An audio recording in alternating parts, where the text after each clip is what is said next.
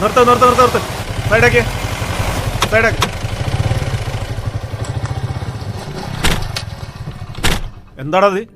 സാറേ ഒന്നുമില്ല സാറേ. എന്താണ് ഒരു പേടി? വേറെ ഇതെന്താ ബാഗില്? തുണിയാ സാറേ. തുണിയാണ്. ഇവനേതാ?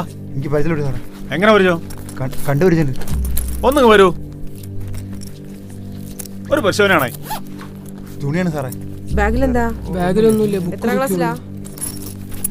ഞാനിവിടുത്തെ സ്കൂളിൽ +2 പഠിക്കുക. +2 പഠിക്കേ? ഇതെന്താടാ? എന്താണത്?